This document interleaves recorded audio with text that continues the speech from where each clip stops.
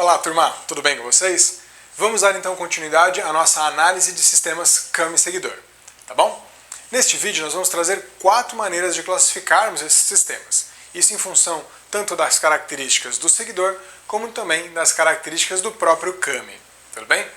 A primeira das características que nós vamos trazer agora é a classificação do Kami, do sistema Kami seguidor, com relação ao tipo de movimento do seguidor, tá bom? O seguidor, ele pode realizar tanto movimentos de translação, como também movimentos de rotação, tá bom? Nesse vídeo daqui que eu estou colocando como exemplo de um sistema Kami seguidor, conforme o nosso Kami está rotacionando, o nosso seguidor apresenta movimento de translação, no caso, vertical. Então é um tipo de movimento que o nosso seguidor pode apresentar. Por outro lado, nós também poderíamos ter um sistema Kami seguidor, no qual o seguidor, ele ao invés de ser uma peça que desliza através de uma guia linear, ele também está articulado em um ponto. E dessa maneira, o ponto, conforme o Kami se movimenta, o seguidor ele vai mudar a posição angular dele. Nesse sentido, nós teríamos então um Kami seguidor, e o movimento desse seguidor seria um movimento de rotação. Tá bom? Então nós podemos ter esses dois tipos de movimento para o seguidor. Tá?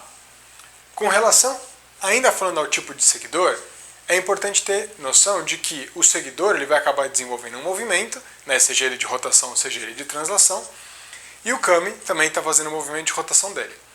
Como nós já vimos lá no começo do módulo, o sistema Kami seguidor ele pode ser pensado como um mecanismo de 4 barras degenerado, no qual o nosso elo acoplador ele acaba sendo substituído por uma meia junta. Isso significa que nós agora vamos ter um movimento relativo entre essas peças, tá bom?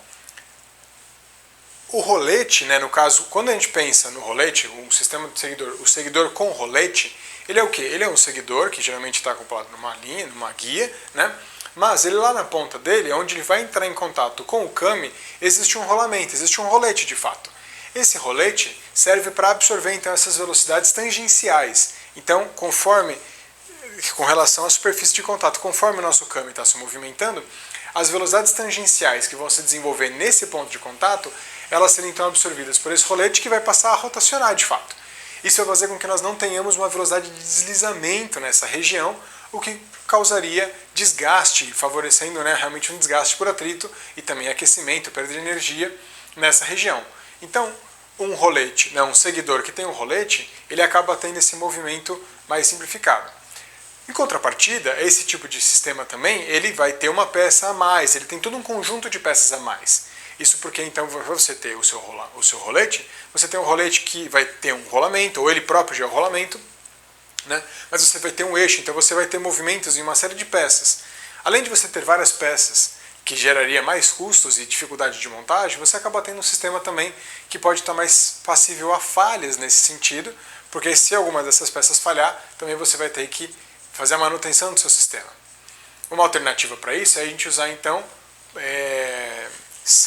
seguidores, no caso, que tem a face plana, que a gente chama. Essa face plana, que a gente consegue ver aqui nessa imagem, que até o que acaba sendo usado em controles de válvula automotivos, ele acaba tendo então só uma superfície na qual o Kami desliza. Como eu estava falando agora, quando existe um rolete, a gente não tem esse movimento relativo que cria desgaste. Nesse novo caso, existe sim esse desgaste, mas as peças são pensadas levando isso em consideração. Quando elas são projetadas, esse desgaste é considerado. Então se pensa bastante em questão de lubrificação. Esse tipo de sistema é importante que ele seja lubrificado, enquanto que um Kami de roletes não necessariamente. A gente pode ter uma montagem até um pouco mais simples. Kamis de face plana, eles acabam então sendo uma opção, só que para que ela seja implementada, é importante que você tome uma série de cuidados, principalmente com relação à lubrificação dessa região, tá bom? Um caminho também que existe intermediário entre esses dois, entre essa face plana e também o de rolete, é quando a gente tem o seguidor que tem uma geometria curva. A gente chama isso daqui de seguidor curvo ou ainda seguidor de cogumelo. Nesses casos ele também tem uma geometria curva, mas ela não rotaciona.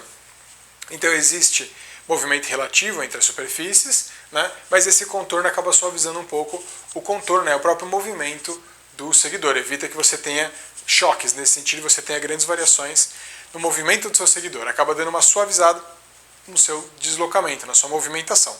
Tudo bem? Com relação ao tipo de Kami, ele pode ser tanto radial quanto axial. Todos os camis que eu mostrei até agora no curso são camis do tipo radial, ou seja, o deslocamento do seguidor ele se dá na mesma direção, no caso no mesmo plano, que o raio do kami, tudo bem? Então, que nem a gente consegue ver aqui de novo no vídeo, o deslocamento acaba sendo na vertical, só que eu tenho o raio na vertical, certo?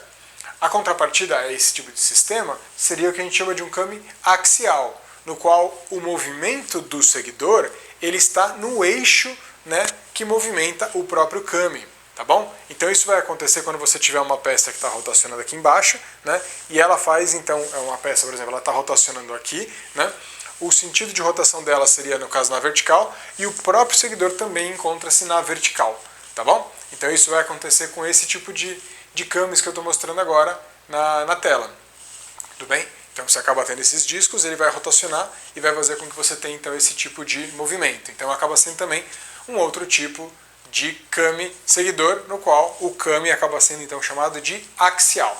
Nesse curso a gente vai acabar focando principalmente nos kamis que são radiais, mas também nada impede que a gente trabalhe, né, eventualmente com um kami que seja axial também, tudo bem? Por fim, quando a gente fala do tipo de fechamento, que é uma característica muito importante para o kami poder funcionar, é o seguinte: nessas imagens até agora eu acabei não trazendo essa informação, mas a pergunta que fica é: o que garante que o seguidor está encostando no kami? Tudo bem? Quando nós temos um mecanismo de 4 barras, o mecanismo de 4 barras, ao se movimentar, como os elos eles têm tamanhos definidos, tamanhos fixos, os elos acabam se puxando, aquela estrutura não tem como se soltar nesse sentido. As articulações, né, eu tenho juntas entre os nossos elos e essas juntas fazem com que esses elos estejam presos. Agora, quando eu tenho um kami, a geometria do kami e a geometria do seguidor, seja a face plana ou rolete, né, e a própria geometria do kami, o que garante que esses dois estão em contato? Tudo bem? É para isso que a gente traz essa classificação do tipo de fechamento.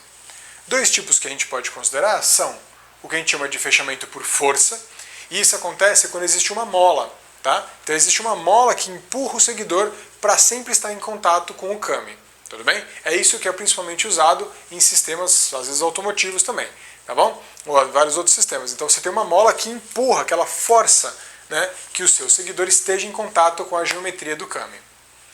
A outra consideração, quando a gente fala do tipo de forma. Nesse tipo de forma, significa que o seguidor ele está desenvolvendo uma trajetória dentro de um caminho, no qual o caminho acaba sendo, né, não tem só uma geometria interna de kami, eu acabo tendo, também eu vou colocar uma imagem aqui para facilitar, é como se eu tivesse então uma pista externa e uma pista interna do meu kami. Dessa maneira, o meu seguidor ele não tem como sair dessa região. Então, por mais que eu não tenha uma mola que faça ele entrar em contato, o meu seguidor está preso naquela região, ele não consegue sair de lá, tá bom? E isso acaba então garantindo que eu tenha sempre esse contato entre os dois, tá?